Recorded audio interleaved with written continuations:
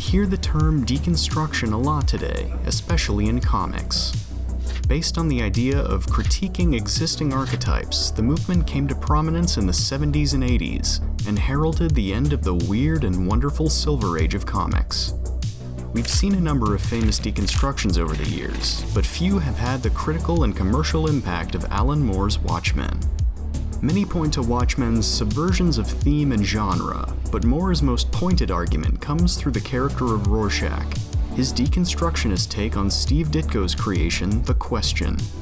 Brought to life in 1967, Vic Sage embodied Ditko's vision of the objectivist ideal, an exceptional, incorruptible hero, whose personal moral compass operated above any law.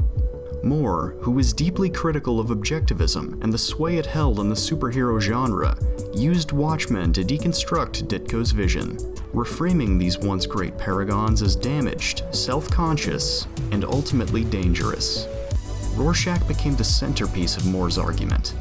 While Question was a clean-cut, self-assured hero, Rorschach was an unhinged, unforgiving anti-hero, warped into something darker by his traumatic past. Moore's take on the character proved immensely popular, and Rorschach fully eclipsed the original he was based on. In the wake of Watchmen, DC turned to the legendary writer Denny O'Neil to develop a new series for The Question, who by 1986 had been out of print for nearly 20 years. I was coming back from lunch with Paul Levitz, talking with him about my beginning to write again, and he said, "Once upon a time, you pushed the envelope. If you want to push the envelope again, that's fine. Don't worry about making this commercial. Just write something that you really want to write." So how would this legendary writer reconstruct a character with such a fractured past? That is the question.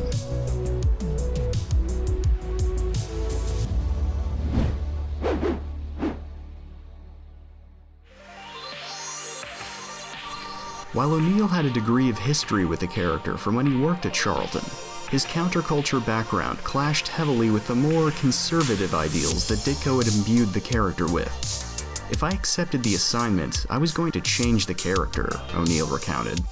"I had never before been given that much freedom going into something, to just make it good and make it what I wanted it to be." O'Neil knew that it wasn't enough to just deconstruct the character the way Watchmen did. Instead, O'Neil would make Sage's inner journey the new focus of the book, catalyzed with a violent spiritual depth for the character. Issue 1 returns to Sage in his prime, only to have him beaten by the mysterious Lady Shiva and left for dead by a band of thugs. While an incredibly bleak turn for the character, Issue 1 also symbolizes Vic Sage's rebirth. In O'Neil's words, Question is dead, and this is something new. Awakening from his near-death experience both weakened and confused, Sage is directed to the mysterious martial artist Richard Dragon, who rebuilds the character with Zen philosophy and a newer, introspective focus. "I think Shiva's wrong. She says you have a passion for combat. That's why she asked me to help you. I disagree. I think your passion is curiosity."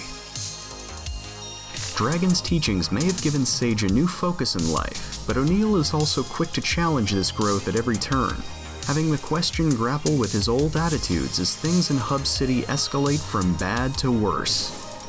Threats both large and small tempt Sage to break his new code, and he even falters throughout the story, but every encounter leaves Vic a little wiser about the world he inhabits. Some threats are too big to beat in a fight, and some questions never have a clear answer. Fittingly, O'Neil heralds every major milestone in Question's journey with an appearance from Lady Shiva, a character who's both a destroyer and creator in Sage's eyes.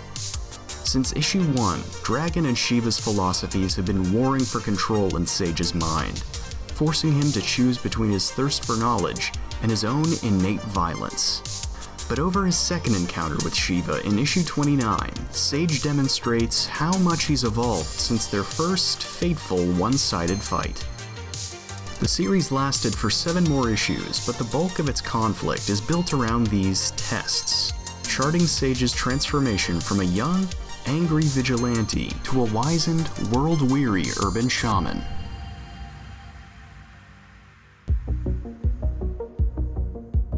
Sage's character wasn't the only thing O'Neil reconstructed in his time on the Question. After Sage returns from the dead, both he and the reader are introduced to a hub city that's darker and more defined than ever before.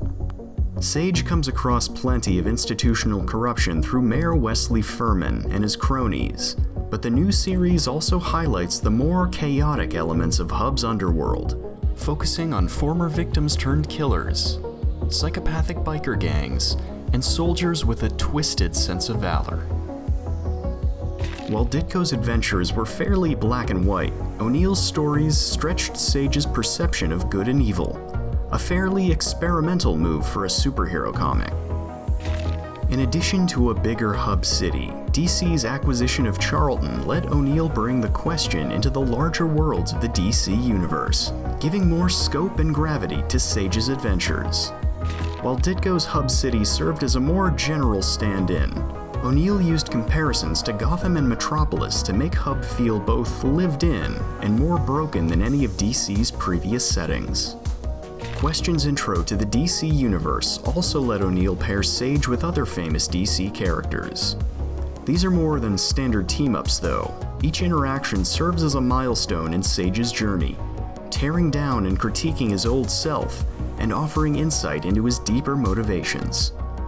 O'Neil explores these dynamics the deepest in issue 18, which sees Sage teaming up with Green Arrow, who thanks to the works of both O'Neil and Mike Grell, had undergone a transformation of his own. Like Watchmen before, the Question story emphasized a deconstruction of the character, but O'Neil's run stands apart by having Question and Green Arrow acknowledging their flaws and resolving to be better people. While Watchmen's characters were trapped and undone by their own philosophies, O'Neil has Sage embrace his flaws, downplaying the greater action of the book in favor of quiet moments of self-realization. Richard says enlightened people are, and the rest are becoming. I'm becoming. I'm somewhere between violence and tranquility, or between violence and something yet to be decided. Well, me too.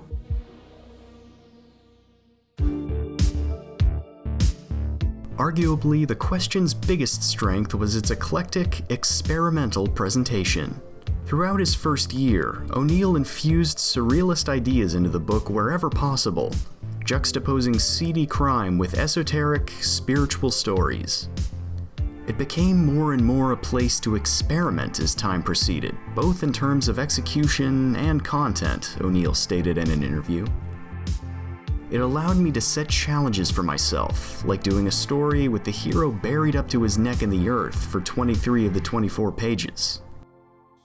From the book's shifting structure to the reading lists given in its letters to the editor pages, O'Neil's intent was clear.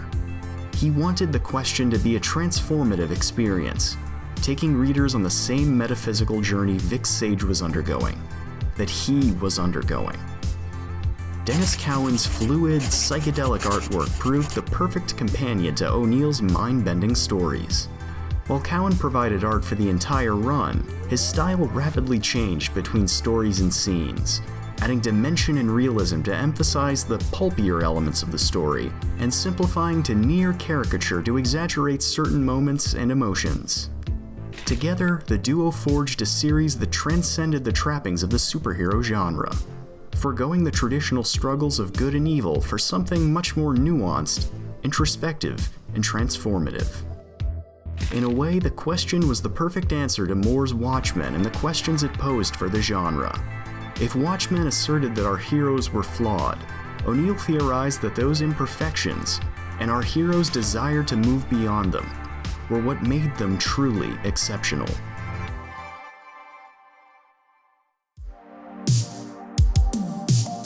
Since Watchmen, comics have experienced an unending tidal wave of deconstructionist works, and while many of them have something to say, many more come off as needlessly darker takes on established characters.